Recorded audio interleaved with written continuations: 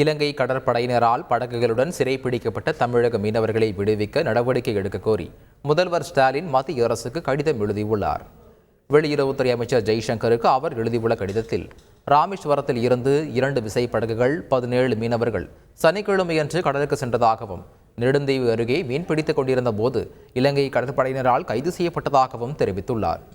இந்த சிக்கலான பிரச்சனையை தூதரக ரீதியாக தீர்க்க உறுதியான மற்றும் ஆக்கப்பூர்வமான நடவடிக்கை எடுக்கப்பட வேண்டும் என்று தான் ஏற்கனவே வலியுறுத்தியுள்ளதாக அந்த கடிதத்தில் தெரிவித்துள்ளார். நிலைமையின் தீவிரத்தை கருத்தில் கொண்டு 27/9/2024 அன்று பிரதமரிடம் அளித்த கோரிக்கைகளில் ஒன்றாக மீனவர் பிரச்சனையை வலியுறுத்தியுள்ளதாகவும் குறிப்பிட்டுள்ளார். எனவே மீனவர்கள் கைது செய்யப்படுவதை தடுக்கவும், சிறைப்பிடிக்கப்பட்டுள்ள அனைத்து மீனவர்களை படகுகளுடன் விடுவிக்க வலுவான தூதரக நடவடிக்கைகளை மேற்கொள்ள வேண்டும் என்றும் முதல்வர் ஸ்டாலின் வலியுறுத்தியுள்ளார்.